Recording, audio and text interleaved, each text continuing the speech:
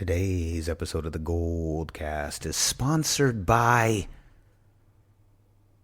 Raymond. It's sponsored by the miscalculation of me, Rudy III. I looked into my crystal football, and I said that the 49ers would probably lose by about 3 to the Ravens. I wasn't right on the score. I was right on the spread. But then I said with the twist, because I said that the Minnesota Vikings would defeat the Seahawks, and I was wrong. They came close, but then the Vikings, they took the hammer of Thor and they smashed it on their own foot and said, we're out of here. And that was it. Too rich for our blood. That's right. This was more of a Thor Dark World and not Thor Ragnarok. Yeah, and Kirk Cousins remains winless on Monday night. Yeah, he's not even Loki. I don't know, man. He's like one of the gods that got killed by Thor's sister in Ragnarok. Yeah, I'm just glad that we never signed him, just because he's at his age. You know, I feel like that's what you can expect out of Kirk Cousins. You know, from pretty much from the last 2 years going forward. Whereas Jimmy G has so much more room in his ceiling. And Kirk Cousins, I think, is pretty much there. Yeah. I was against the signing of Kirk Cousins from the get. Remember, we had this discussion. Perhaps his style of play, you know, is like a match made in heaven to Kyle Shanahan in his mind. And he did work with him in Washington. And although he wasn't the full architect over there, because he wasn't the head coach, he was, you know, more or less the offensive architect, you know, albeit with some input from the head coach and perhaps some of the other offensive coordinators. But I'm still under the belief that we made the right decision with Jimmy G. I am under the belief that we made the right decision as well. So, Raymond, before we get started, why don't we let the people know? Let the GoldCast Nation know. Where can they find us? You can like us on Facebook.com/TheGoldCast, and you can also follow us on Twitter at @the_Goldcast, and be sure to subscribe to us via Apple Podcasts, YouTube, and Stitcher, all under the same moniker of the GoldCast. Like, subscribe, and comment. That way you get notified when we go live. And of course, on the comment side, YouTube is probably the best platform to reach out to us. I know some of you use a little bit of Instagram. Some of you use a little bit of Twitter. I don't know if Apple Podcasts has. I know Stitcher doesn't have a comment section, and Apple does not either. Yeah, so YouTube is really the best platform to comment. That's where we seem to get the most influx of comments. So be sure to like, subscribe, and comment, because we certainly like to hear from you, and we like to interact with you, even when it's a somber cast. This is definitely a somber cast. Raymond, where can they find you? You can find me on Twitter at Ray Solis and on Instagram at Ray Solis1. And you can find me on Instagram at Rudy Solis 3RD and Twitter at Rudy Solis 3. All right, here we go. It is in the books. 49ers Ravens did not disappoint in any way, shape, or form. We are here to talk about it. We were hoping to get a little bit of help from Minnesota, but that did not happen. And now a possible, inevitable collision course in Week 17 lies in front of us. But of course, as always, before we begin, the greatest fanalist in the game is here. Your professor of fanalism. He's in the building too. Class is in session. Let's go! San Francisco, are you ready? This is the GoldCast.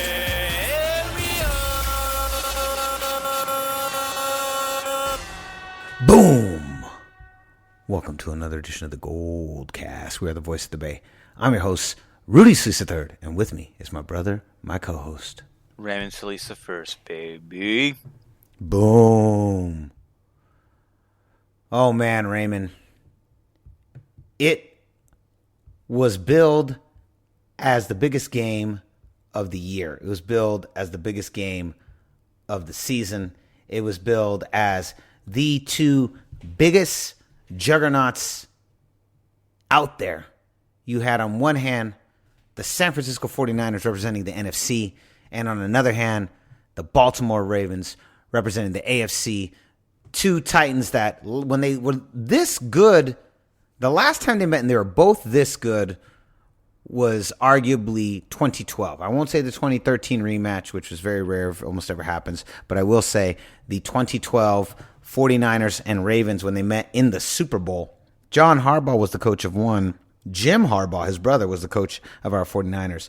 But now, here in this era, in the 2019 era, John Harbaugh remains, but in the place of Jim, Kyle Shanahan is who stood the ground with Robert Saleh, with a brand new team, another fantastic defense, strong running game, but with a more accurate quarterback, shall we say? A quarterback with a higher potential.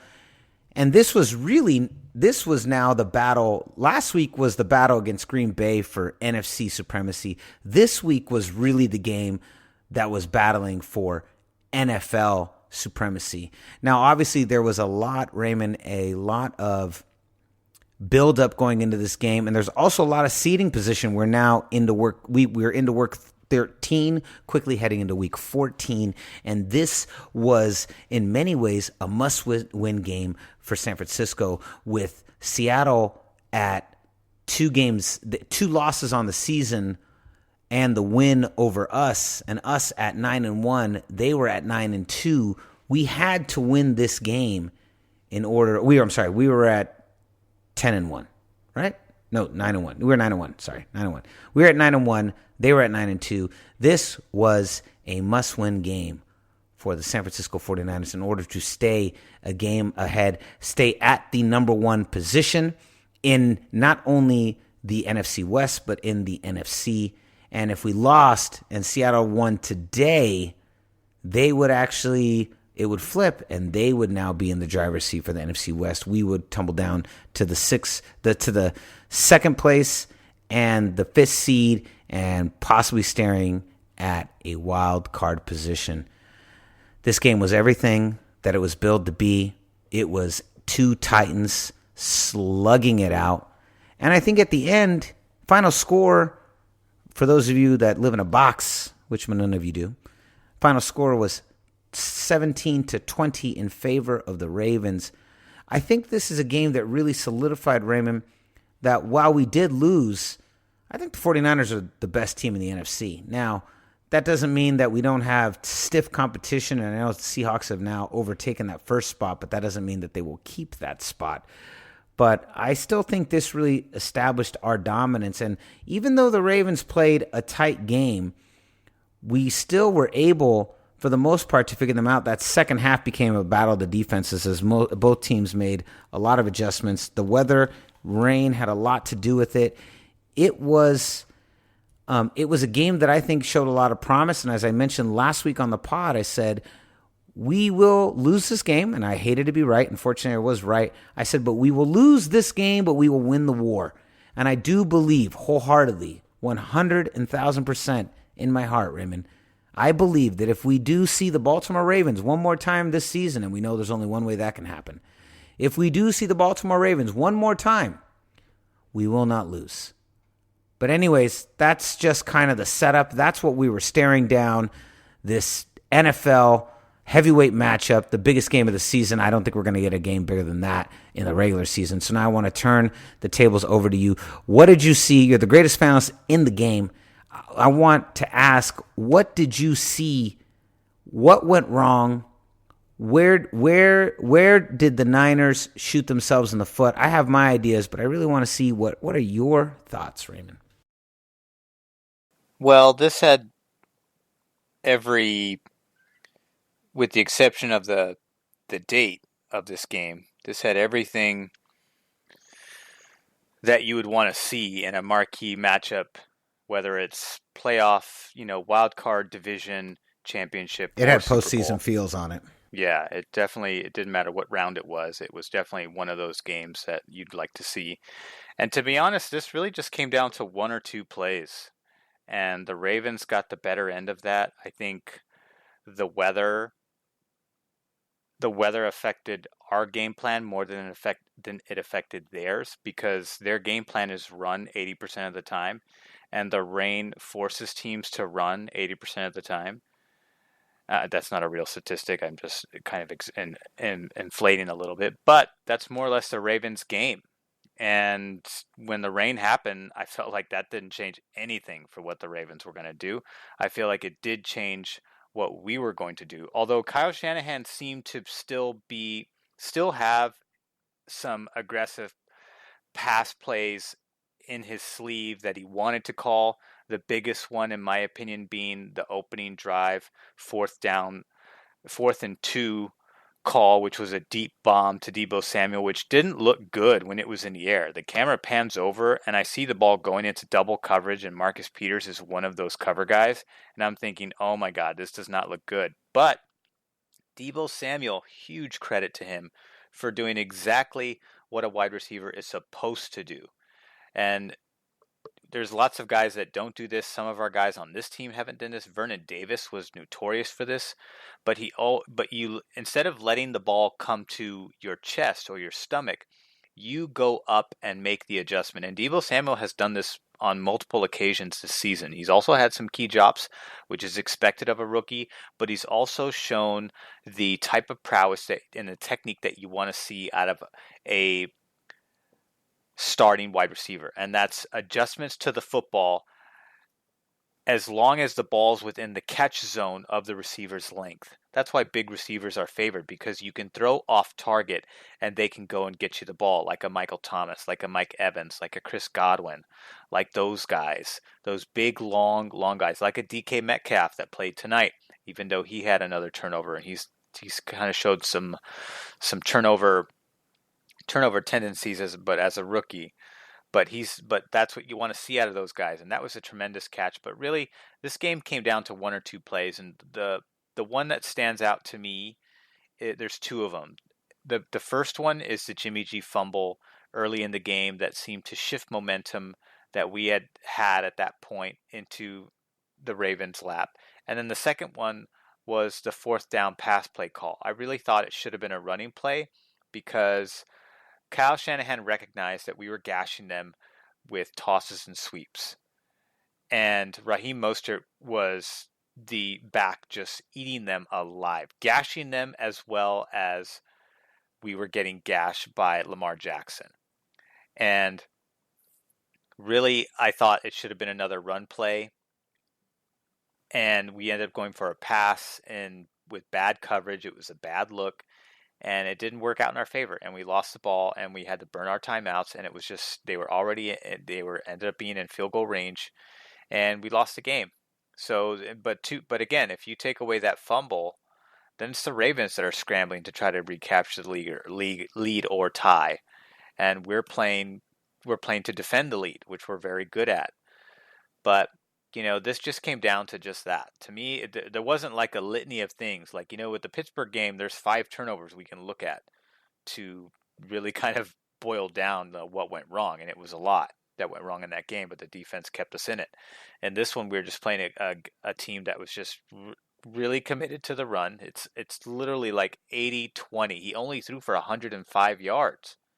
This is not a prolific passer. This is a guy who runs better than Kaepernick and throws worse than him.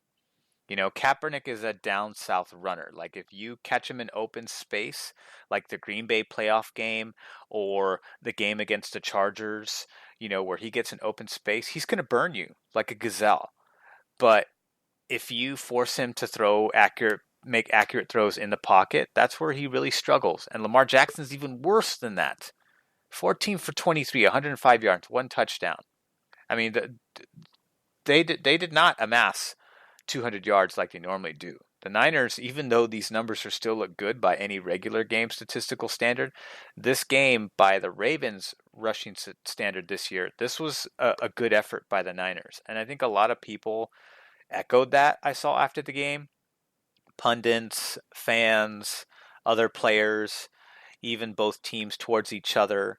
I think there was a lot of respect garnered out of this game, because I know that some people said, like, I think it was Earl Thomas or something, like, when they said, like, hey, do you think this is going to be a Super Bowl preview? And he kind of, scoffed at that and said, like, maybe, whoever we play in the Super Bowl, obviously that's an indication that and a presumptuous comment that they're going to go there, and that whoever they play, they're going to come out on top. I don't like when players talk like that. It's the goal is to win the Super Bowl, but I don't think you should presume that you're going to win the Super Bowl. I think you should always respect your opponent and have the mindset that you want to win. But the presumptuous mindset is a different psychology, in my opinion, and it always just rubs me the wrong way. So I wasn't pleased with that. And they sang a different tune at the end of this game, I think, because every time they tried to punch the Niners in the mouth, the Niners had a response right back. And to be honest, the Niners are the ones that struck first here. They struck first with an uppercut straight to the face against their best corner in double coverage. So, and Raheem Mostert, who I think Raheem Mostert used to play for the Ravens as an undrafted player and had a career day against them. So I thought they, again, and Kyle Shanahan recognized that they were getting more success in the edge than up the gut, because the Ravens are a good run defense, but they're stout up the middle, and clearly they are a lot softer on the edges.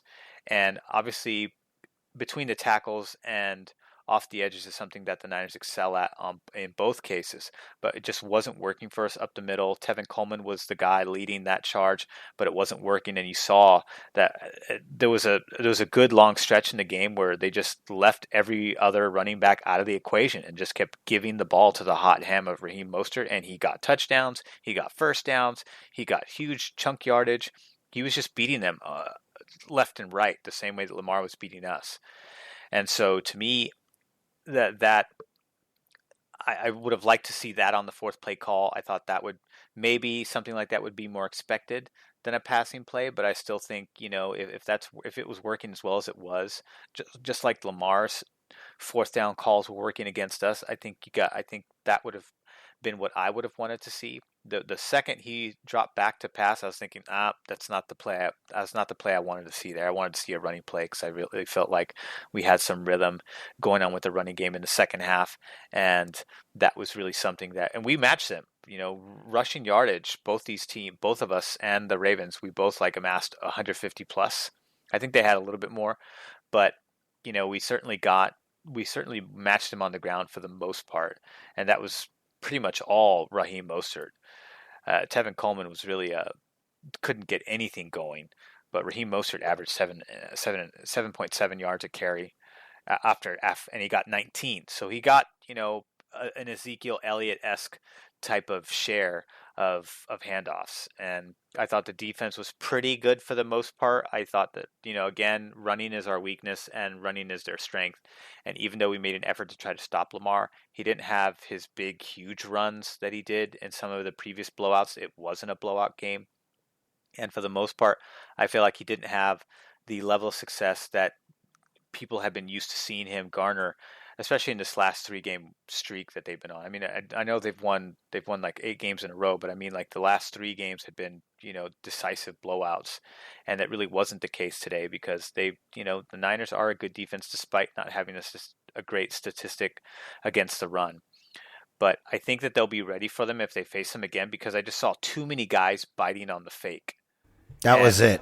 That was the entire first quarter and a half. Exactly. And 80% of the time Lamar is going to keep it and run. But when you're in that, I think it was just like force of habit. Yeah. That's what it seemed like to me. It's like you're so used to seeing every other team in every other game throughout your entire career, whether it's 1 year, 2 years, or 3, hand off to the running back 90% of that time. And so 95% even. Not even Kyler Murray or Russell Wilson do it to that degree. So they would have had tons of tackles for loss had Mark Ingram actually got the ball. And when he did get the ball, because Mark Ingram was contained, he was not a factor in this game at all. No. He had like a couple of good runs, but he was held 15 attempts, 15 carries, 59 yards. Yeah, and he was sub 4, which is not his average. I think his season average is somewhere around 4.5 or something like that. But he was a non-factor, and so to me, it's just like, come on, it's going to Jackson. Just crash his position and get that TFL, but we just couldn't. I think we sacked him like twice. It took a while. It took a while. It wasn't until the second half that we really adjusted to Lamar Jackson, and once we did, it was a much tighter game. But you saw it the whole time, right? This what do they do every single time? And actually, I heard our boy Johnny Dell's even talking about it on his preview on what he thought the Niners need to do defensively. It's a great video. You guys go check it out. Our boy Johnny Dell's, friend of the GoldCast.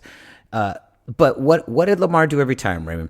They fake the handoff. He shoots out to the side, right? Hits out either out right, swing right, swing left. But he does it almost every single play. It was the same thing. Fake, shoot out to the side. Fake, shoot out to the side. Fake, shoot out to the side. I mean, and you're right. If they handed that ball off to any of those runners, they were there. There was a Niner jersey tackling the fake immediately and catching them, 2 yards behind center. But unfortunately, the ball wasn't there, and it was Lamar shooting out. That's why I said, if we face them again, and there's a lot that has to happen, there's a lot of seeding that we have to figure out, and a playoff picture that still needs to be decided back here in the NFC. But if we see them again, they will not beat us.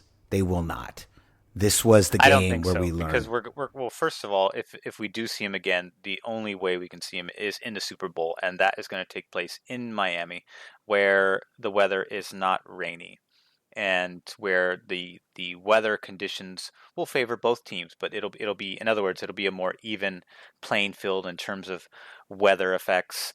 But that's the only way that happens. And if it does happen again, I think the team will be ready. They will not fall for the fakes, because if you force Lamar Jackson to sit in that pocket and throw, that's how you beat him. Because this is the type of quarterback, like all quarterbacks, that are still learning how to thread the needle. Notice that Lamar Jackson, and this is true, this is a statistic here, majority of the passes that Lamar Jackson throws are within the hash marks, more or less. The middle of the field is where they like to target his throws. So that's why do you think Mark Andrews and all his tight ends are the primary targets? His leading receiver is Mark Andrews. Where do tight ends usually go to catch the football? In the middle of the field. Even the 2 touchdowns to Hollywood Brown last week, were crossing routes over the middle. And the touchdown on Sunday against the Niners, the response back was the touch throw over the middle to Mark Andrews.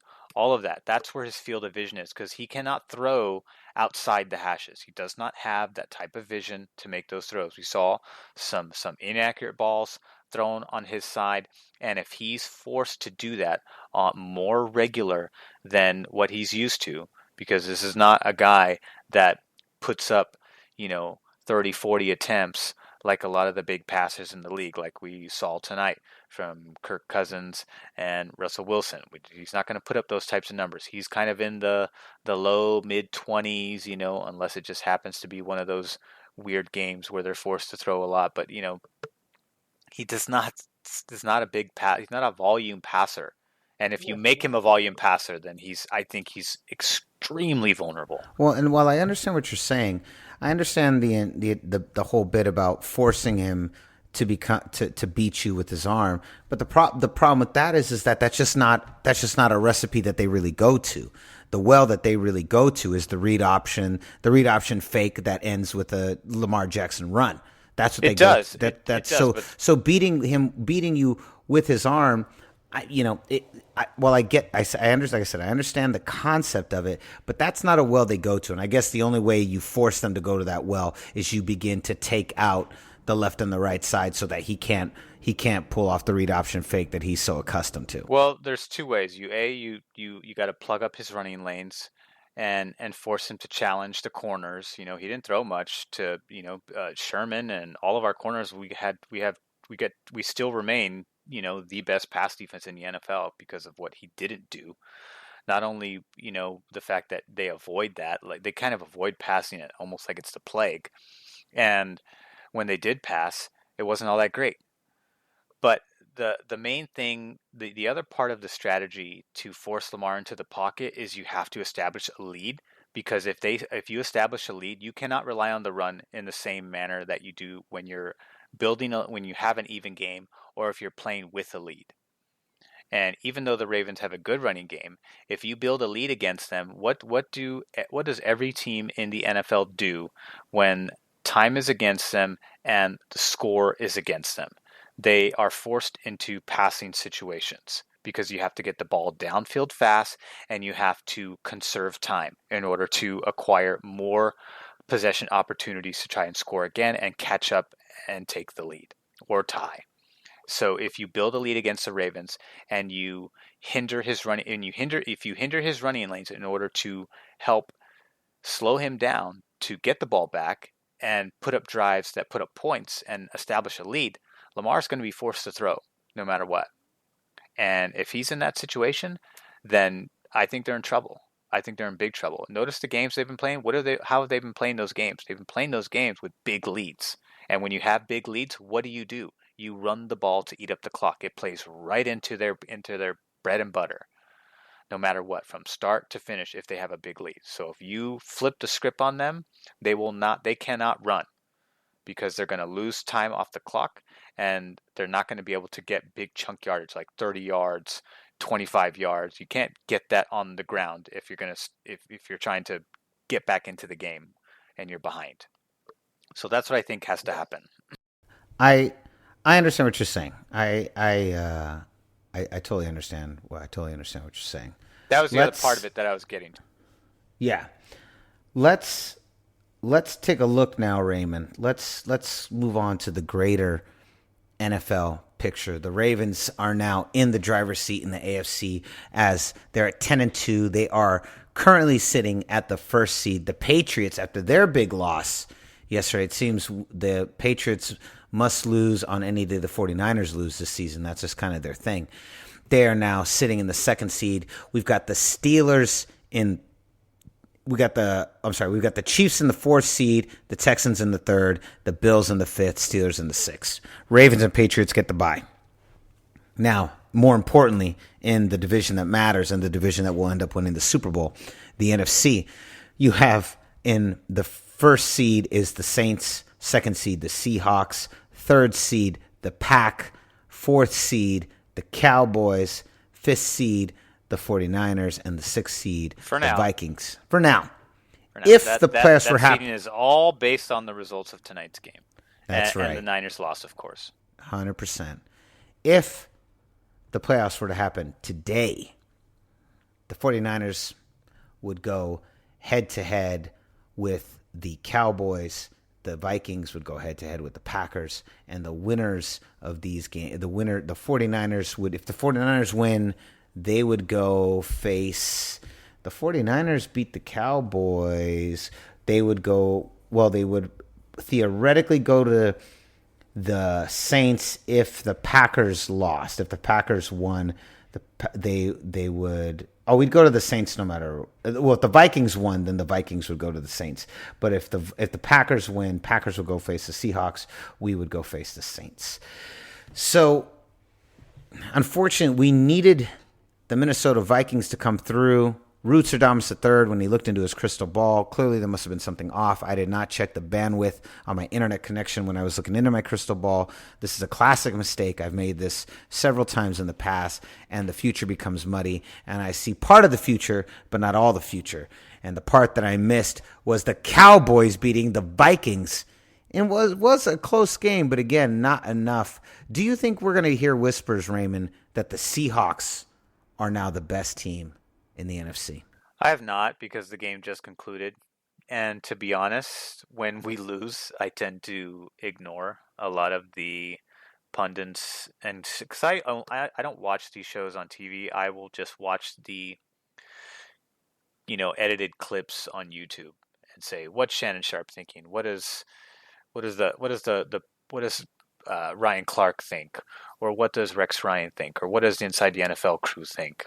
What do they think of the picture now? But usually when we win, because I hate winning more than I love winning, or I hate losing more than I love winning, I'm so irritated with the loss that I tend to avoid all media until the next game. So probably tomorrow or maybe Wednesday or Thursday, more or less, I'll start to chime in. Although I did listen to Greg Papa today, which is fine. And I also listened to Dante Whitner.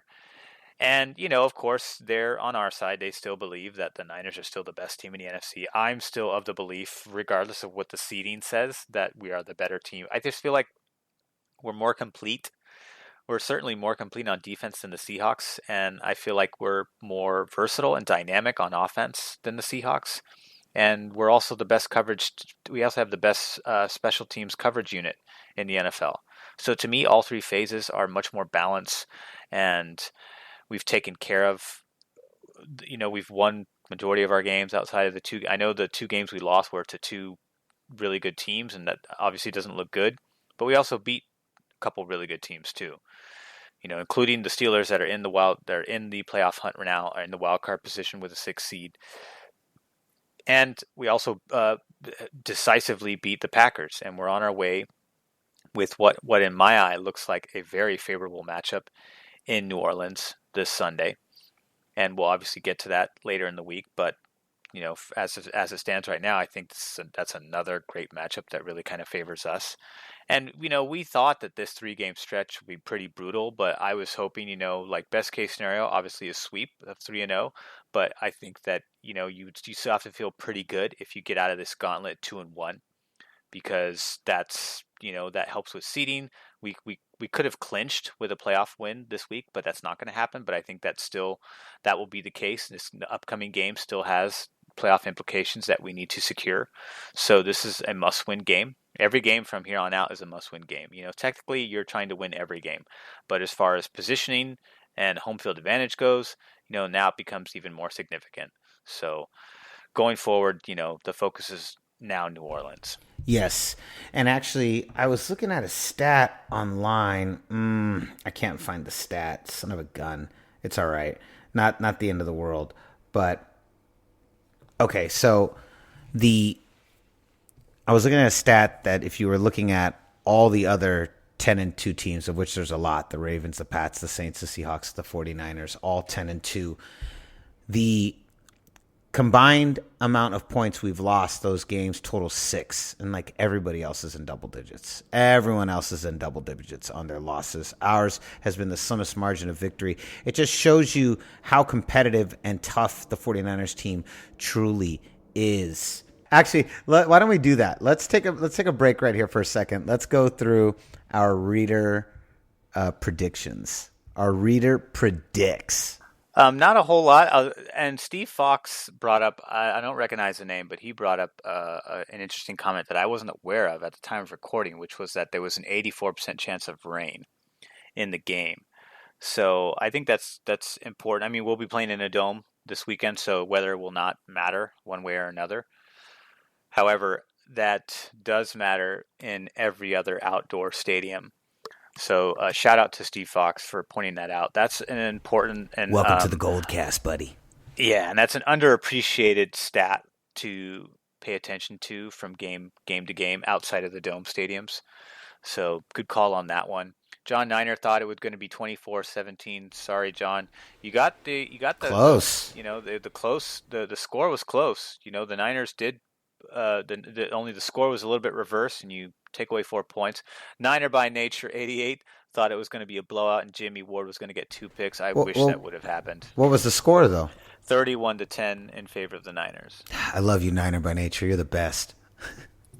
Yeah, I just love the guts. He's got balls of steel. And I know there was some Ravens fans that actually chimed into. There's nothing super relevant with those comments, but I think just because the game was so big, we did actually have some Ravens fans chime in and get into discussions with some of our fans just about the game. No, none of them gave predictions. They just simple stuff like "Go Niners," or "Go Ravens." Yeah, and actually, I will say this: Ravens Gunny, who is a Ravens fan, you can tell by the name, he did say, "Respect to your Niners. They're as good as advertised. Awesome game that could have gone either way. Good luck the rest of y'all season. Go Ravens." Thank you. That's what's up. So that was cool. It was a great game. I will say that. I was frustrated. I wasn't as pissed off as I was during the Seahawks game, because obviously losing to the Seahawks is a completely different avenue than losing to the Ravens.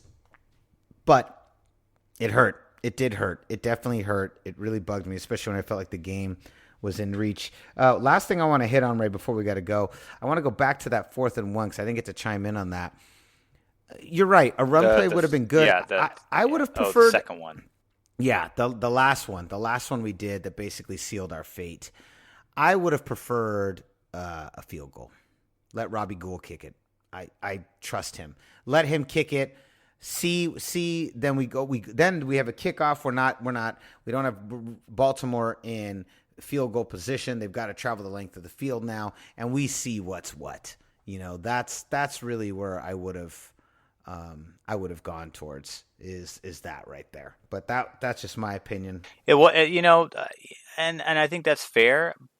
But for some reason, I just felt like, and I don't know if anybody else feels this way, I just feel like because of the implications of the game and the opponent, what was at stake, and the degree of difficulty that game was going to be for us and for the Ravens for that matter, I think that Kyle Shanahan just had this extra bone of aggressiveness in him. The 4th and 2 bomb call, that was the first time I saw that. I don't remember any fourth down call this season where Shanahan dialed up, a house call. He's not scared of anybody. He's not. And he has right not to be. He is aggressive, and remember, this is only his 3rd year doing it, so there is a learning curve that he's learning and adapting too, and he's gotten progressively better as a coach. Bill Belichick was a horrible Browns coach and got fired from that job before becoming the coach that he's known as today. So, there is a learning curve there for decision making, time management. That's why I think it's very helpful for having your dad be Mike Shanahan, who was like the master at clock management and running the football and the West Coast offense, but also being an offensive coordinator for 10 years before actually making it, to your own head coaching gig. Because you've seen so much, you've seen so many good decisions made, you've seen bad decisions made, you've thought, what would I do in this situation? If it was me, I would have done this. If it was me, I would have done that, or I would have called this, or I would have called that, and so I feel like he was just very prepared by the time this came. And I think had we had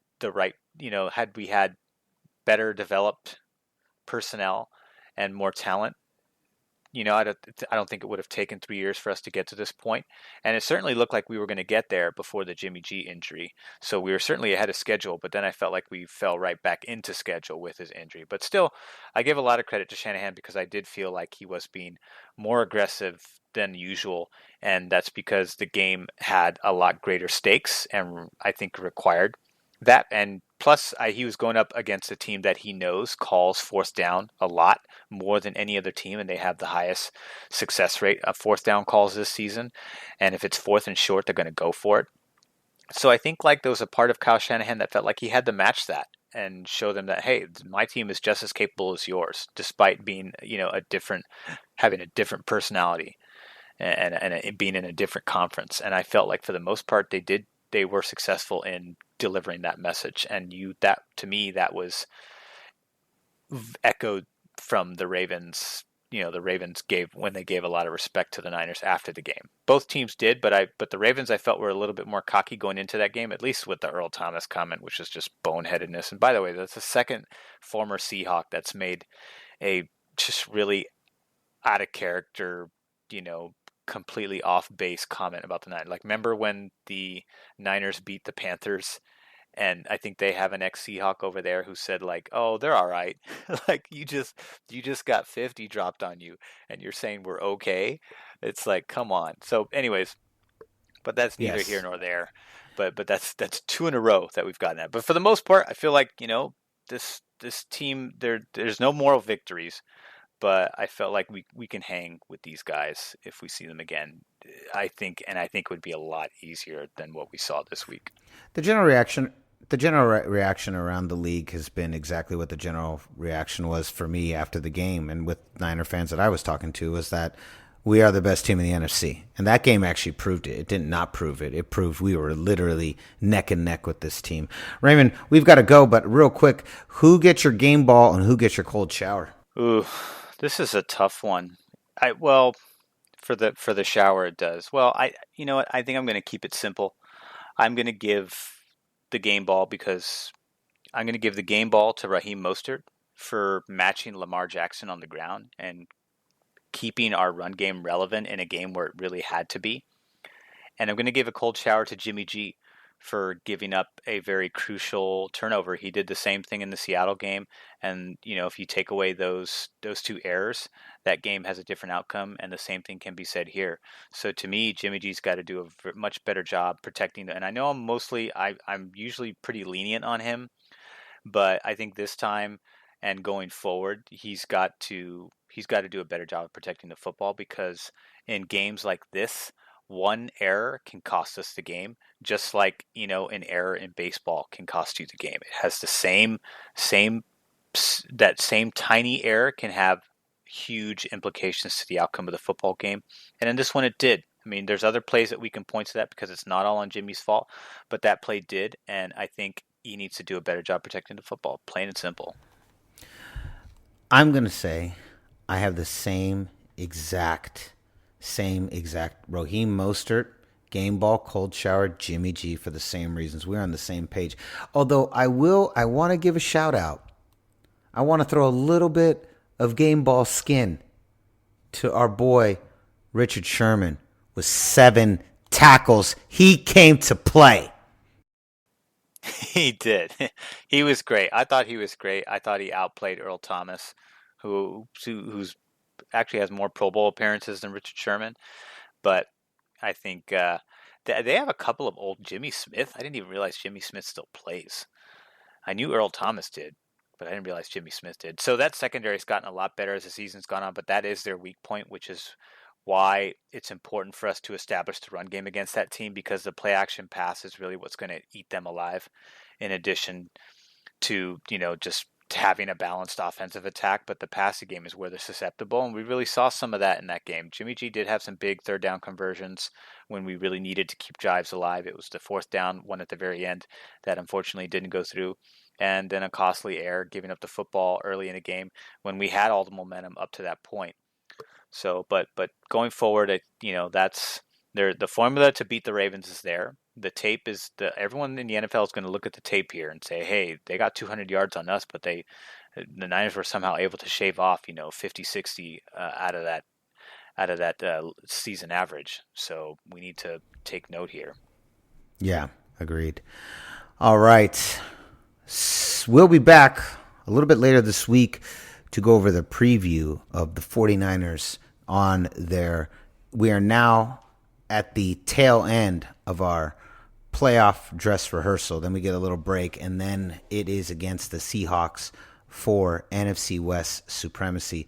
But this is the final game in our playoff dress rehearsal, and it has been billed as advertised. The 49ers, while our 1-1 have not disappointed in any way, shape, or form, we are still proud of our boys, and I look forward to this game against the Saints, and I think they're not ready.